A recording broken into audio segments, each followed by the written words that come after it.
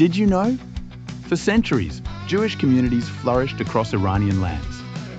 Modern Iran was even one of the first Muslim-majority states to recognize Israel. Many interpret the present crisis between Iran and Israel as a rupture of modern geopolitics. Yet its historical consciousness predates missile exchanges and diplomatic collapse. The relationship between these two peoples is not merely a contest of states. It is a layered archive of memory, theology, alliance, and reversal. In the oldest strata of tradition, both peoples are linked through the lineage of Shem, son of Noah, a symbolic genealogy that has long anchored their sense of historical proximity. This proximity became politically consequential in 539 BC, when Cyrus the Great of Persia conquered Babylon and permitted the Jewish exiles to return to Jerusalem. The decree was not only an act of imperial policy, but a civilizational turning point.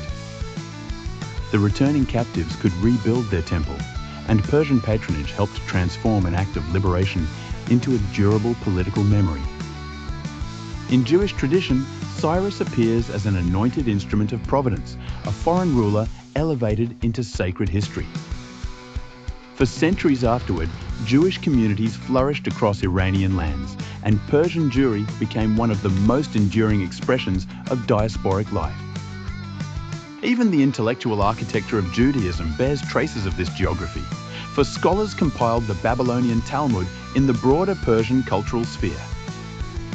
The old pattern, then, was not simple coexistence, but a profound interdependence in which empire, exile, and religion continually shaped one another.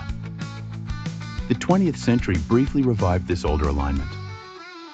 Under Mohammad Reza Pahlavi, Iran became one of the first Muslim-majority states to recognize Israel, and the two countries developed extensive strategic, economic, and intelligence cooperation. This partnership operated on the logic of the alliance of the periphery, in which Israel sought non-Arab regional partners to counterbalance hostility from the surrounding region. Oil flowed through shared infrastructure, air routes connected Tehran and Tel Aviv, and secret military projects revealed a level of trust that seemed improbable to later generations. The Islamic Revolution of 1979 shattered this arrangement.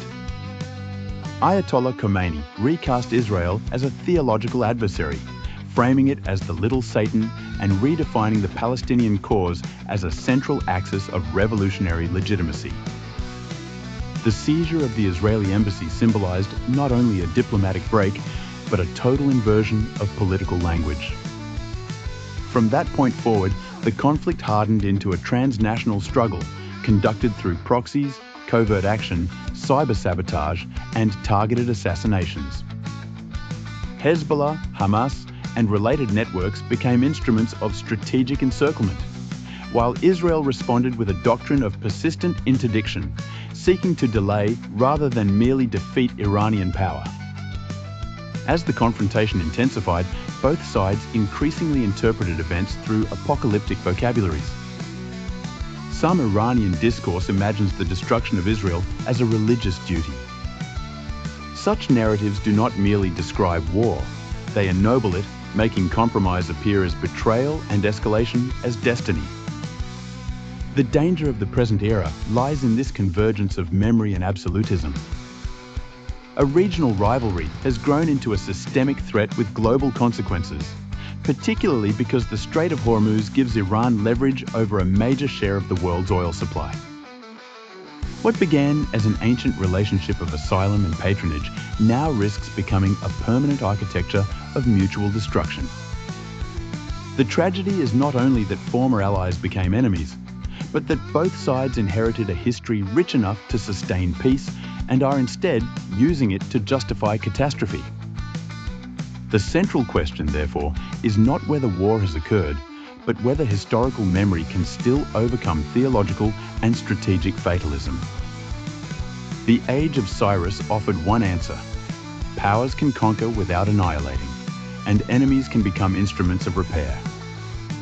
The current age asks whether two civilizations once joined by exile and liberation can find a path back from the logic of endless retaliation.